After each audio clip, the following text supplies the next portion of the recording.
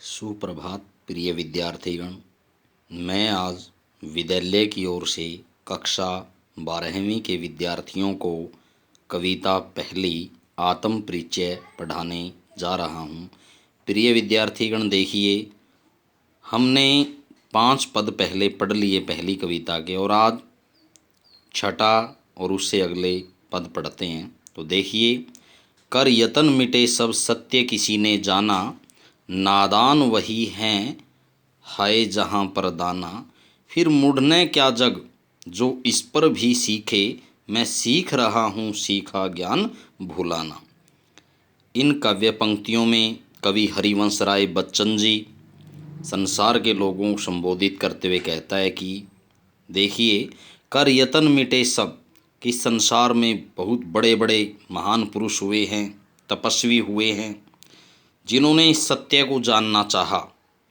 कर यतन मिटे सब, लेकिन सभी प्रयास करके थक हार करके बैठ गए हैं, लेकिन कोई सत्य को नहीं जान पाया। सत्य किसी ने जाना, क्या कोई सत्य के बारे में जान पाया? अर्थात नहीं, कोई भी सत्य के बारे में नहीं जान पाया, उस ब्रह्म के बारे में नहीं जान पाया।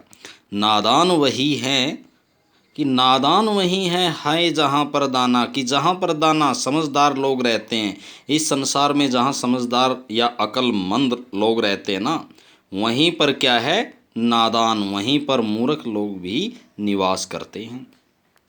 फिर मुढ़ने क्या जग जो इस पर भी सीखे, और संसार के लोग कहता है कि देखिए, इतना होने के बाद भी ये संसार मूर्ख नहीं है, तो क्या है जो इतना होने पर भी क्या है? ये सब कुछ सीख रहा है। अर्थात उसको प्रयास करने पर भी बहुत सारे नहीं सीख पाए, और फिर भी ये संसार सत्य की खोज में लगा हुआ है, तो इसे मूर्ख न कहें तो फिर क्या कहें। मैं सीख रहा हूँ सीखा ज्ञान भुलाना, लेकिन मैं प्रयास कर रहा हूँ, सीख रहा हूँ कि जो मुझे ज्ञान था उसको क्या है? भुलाना, उसको मैं सीख रहा हूँ। और इस तरह से विद्यार्थीगण, इस काव्यांश का जो काव्य सौंदर्य बनता है वो इस प्रकार है कि यहाँ पर क्या है? सत्य किसी ने जाना और इस पर भी सीखे, ये प्रश्नालंकार है।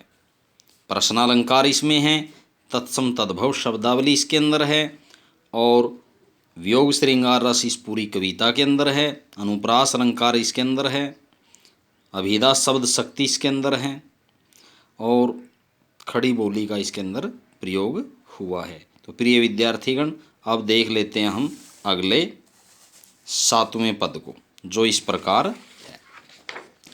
मैं और जग और कहाँ का नाता, मैं बना बना कितने जग रोज मिटाता। जग जिस पृथ्वी पर जोड़ा करता वैभव, मैं प्रति पग से उस पृथ्वी को ठुकराता। इन पंक्तियों में कवि हरिवंश राय बच्चन जी कह रहे हैं कि मैं स्वयं अन्य हूँ, और जग और ये जो संसार है ना, ये और है। कहाँ का नाता, कि मेरा और इस संसार का कोई नाता नहीं है, कोई संबंध नहीं है, क्योंकि मैं भौतिकतावाद की ओर अग्रसर न होकर के आध्यात्मिकतावाद की ओर अग्रसर हूँ, जबकि जो संसार है ये भौतिकतावाद की ओर अग्रसर है। इसलिए हम दोनों में कोई संबंध नहीं है, कोई नाता नहीं है, इसलिए हम दोनों प्रकृति से, स्वभाव से अलग अलग हैं, भिन्न भिन्न हैं। मैं बना बना कितने जग रोज मिटाता, और मैं पता नहीं कितने संसार हर रोज़ बनाता हूँ, काल्पनिक संसार बनाता रहता हूँ, और हर रोज़ ही उनको क्या मिटाता रहता हूँ, कि जब मुझे लगता है कि मेरा एक कल्पना युक्त जो संसार है ठीक तरह से नहीं बन पाया, तो मैं हर रोज़ उसको मिटा देता हूँ। जग जिस पृथ्वी पर जोड़ा करता वैभव, की जहाँ पर ये संसार के लोग पृथ्वी पर रहते हुए अपना धन जोड़ते रहते हैं, वैभव युक्त जीवन व्यतीत करते हैं, मैं प्रति पग से, मैं हर कदम पर चलते चलते हर कदम से ऐसी पृथ्वी को ठुकराता हूँ, अर्थात ठोकर मारता हूँ। कहने का मतलब, मुझे धन ऐश्वर्य ऐशो आराम से कोई मतलब नहीं है, मैं तो बल्कि एक आध्यात्मिक जीवन जीना चाहता हूँ। तो प्रिय विद्यार्थीगण, इस काव्यांश का काव्य सौंदर्य बनता है कि मैं और जग और, यहाँ पर तीन और आए हैं, तो पहले और तीसरे और में यमक अलंकार है। क्यों? यमक अलंकार कहाँ होता है? जहाँ पर एक ही शब्द बार बार आए और प्रत्येक बार उसका अर्थ भिन्न निकले। तो यहाँ भी ऐसा ही है कि मैं और, जो पहला और है वो क्या है? हरिवंश राय बच्चन के लिए आया कि जो हरिवंश राय बच्चन है वो क्या है? आध्यात्मिकता की ओर अग्रसर है, आध्यात्मिकता के मार्ग पर चला हुआ है।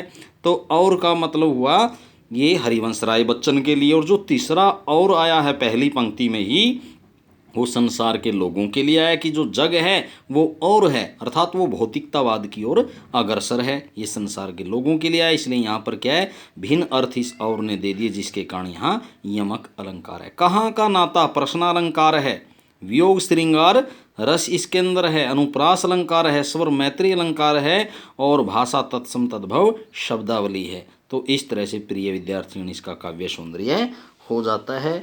और अब हम चलते हैं हमारे 8वें पद पर, जो इस प्रकार है। पद नंबर 8वां। मैं निज रोदन में राग लिए फिरता हूँ, शीतल वाणी में आग लिए फिरता हूँ, हों जिस पर भूपों के प्रासाद निछावर, मैं वह खंडहर का भाग लिए फिरता हूँ।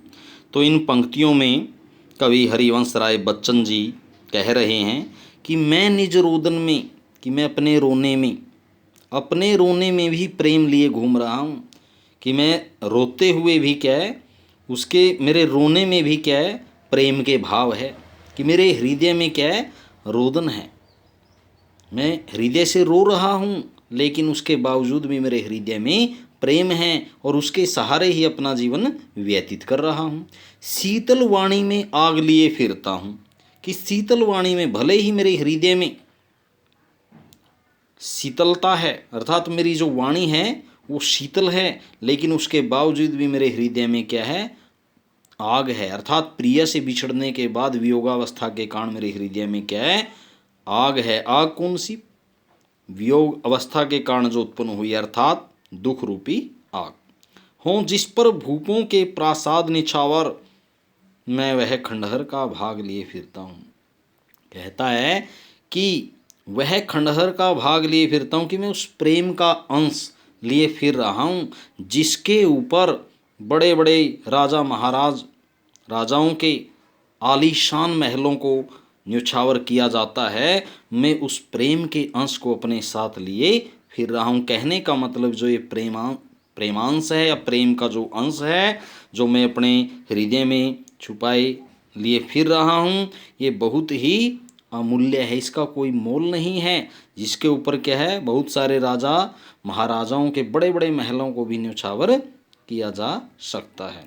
तो प्रिय विद्यार्थीगण, इसका काव्य सौंदर्य बनता है कि आग लिए फिरता हूँ, अर्थात आग कौन सी? शीतल वाणी में आग लिए फिरने का मतलब है कि क्रोध रूपी आग, दुख रूपी आग। तो यहाँ पर क्या रूपक अलंकार है? यहाँ फिरता हूँ में क्या है? स्वर मैत्री अलंकार कह लीजिए, पद मैत्री अलंकार कह लीजिए, वियोग श्रृंगार रस है। इसमें श्रृंगार रस का एक भाग है या पहलू है वियोग श्रृंगार रस, और अभिधा शब्द शक्ति इसके अंदर है, तत्सम तद्भव शब्दावली है, खड़ी बोली इसके अंदर प्रयुक्त की गई है। तो प्रिय विद्यार्थीगण, अब चलते हैं अगले पद पर। मैं रोया इसको तुम कहते हो गाना, मैं फूट पड़ा तुम कहते हो छंद बनाना, क्यों कवि कहकर संसार मुझे अपनाए, मैं दुनिया का हूँ एक नया दीवाना। तो इन पंक्तियों में कवि हरिवंश राय बच्चन जी कह रहे हैं कि मैं रोया, कि जब मैं रो रहा था अपने हृदय में दुख लिए हुए, तब इस संसार के लोग उसे गाना समझते हैं।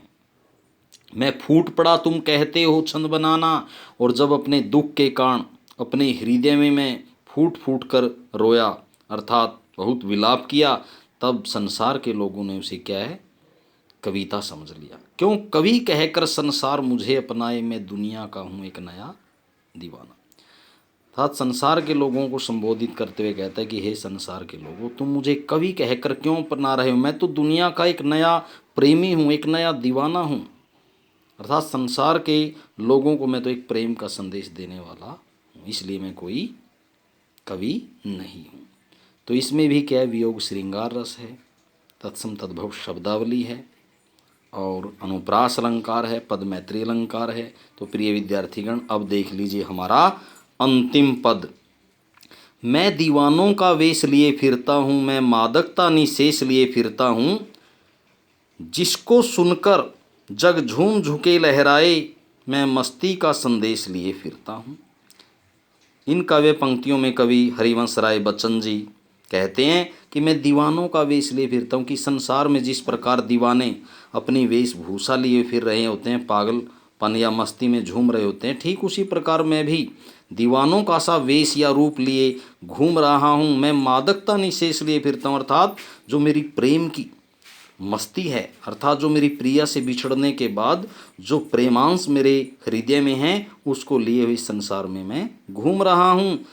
और जिसको सुनकर जग झूम झुके लहराए, मैं मस्ती का संदेश लिए फिरता हूँ, कि मैं संसार के लोगों को मस्ती का संदेश देना चाहता हूँ, मस्ती का संदेश बांटना चाहता हूँ, जिसको सुनकर संसार के लोग क्या है, झूमेंगे और लहराएंगे और प्रेम मस्ती के आगे क्या करें, प्रेम की मस्ती के आगे वो क्या है, झुक जाएंगे। तो प्रिय विद्यार्थीगण, इस पद्यांश में या काव्यांश में कह लीजिए, इसमें भी अनुप्रास अलंकार है और फिरता हूँ स्वर मैत्री अलंकार है और वियोग श्रृंगार रस है। भाषा तत्सम तद्भव शब्दों से युक्त खड़ी बोली है। और इस तरह से विद्यार्थीगण ये जो पूरी कविता है अच्छी तरह से समझेंगे और अपनी कॉपी में लिखेंगे। धन्यवाद।